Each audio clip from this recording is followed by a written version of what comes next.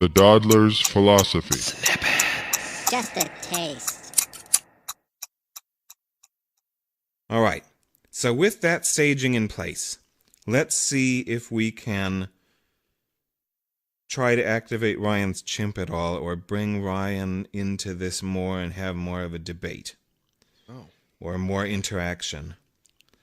When we start talking about philosophical zombies.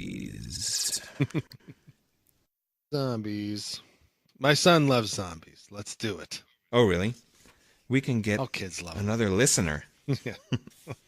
Some of the people that Dennett has mixed it up with the most often across his career are going to start coming into play. John Searle, who we've talked about previously, Jerry Fodor, and another one is David Chalmers, who's responsible for a couple of the memes that are going to be coming up next in this episode, including the philosophical zombie or P-zombie.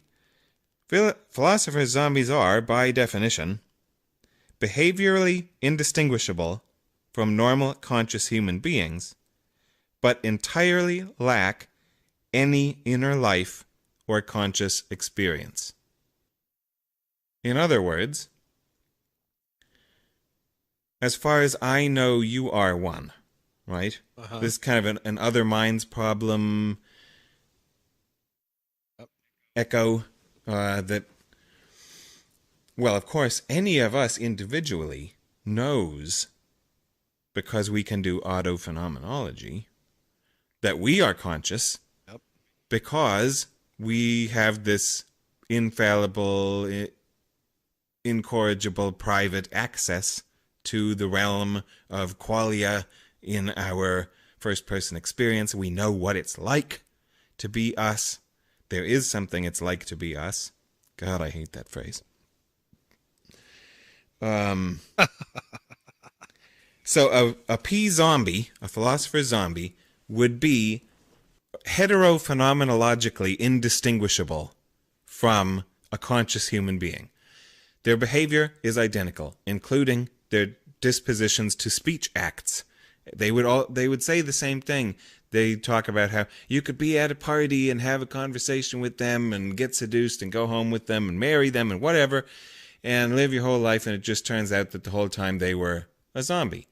And you would never know, because you can only access this conscious experience from the first person perspective. You got it? Or what do you think about that as a concept?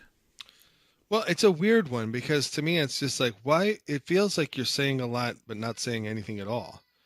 You know, like it's not you, Harland, but one is saying a lot without saying a whole lot. And it's just like, well, you took them home and you had a good, happy life together. My daughter is crying and screaming. But you had a happy life. Everything's great. Oh, but they're a zombie. Like, it just, like, they do everything. And maybe I'm coming through the back door on this. I don't fucking know. But they do everything that everybody does. And as far as you can tell, you're the only non-zombie or whatever. And, you had a good life and whatever. But they're a zombie. Like, somehow I'm like, I don't quite know how that makes a big turn, or how that's a big deal. That's the troubling thing for me. It's just like, I wish I had an argument from analogy on that one. There's one out there somewhere, for me personally. But that's just sort of like, I don't know. It's, because he's been talking about all this stuff like intentional stance, heterophenomenology, which in some ways are kind of just various versions of the same approach, it seems like to me. And so to a heterophenomenologist taking the intentional stance, they would just be like, oh, it doesn't matter, they did what they did. The behavior is all that matters. I can't do anything more than, I can't get in their head. I can't be John Malkovich, so I'm just gonna accept it, Yeah. So did I steal that from you? Were you gonna, anyway? Nope.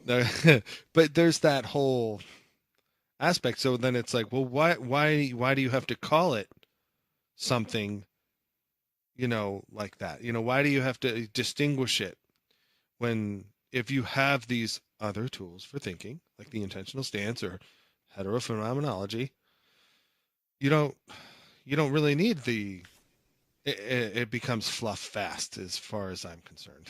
That's a lot of alliteration. Oh, and there it was again. Well, right. I mean, I assume this is clear, but I'll stop assuming it. This one isn't another one of Dennett's. This is one that he's entirely opposed to. Yeah. He, quote, thinks it's a flat-out mistake, a failure of imagination, not an insight. To bring up another term, to make another meme, he calls these things in this book boom crutches. Dennett is a sailor in his spare time, one of his hobbies. Okay. Nautical folks, they have a lot of strange-sounding terms that landlubbers have no clue what they mean.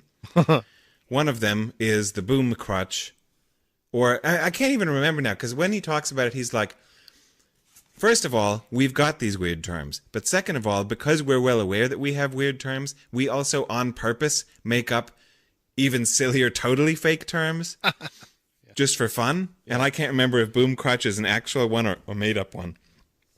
But anyway, that it's the thing that you rest the mast on when the sail is down, or I don't know what the fuck, something.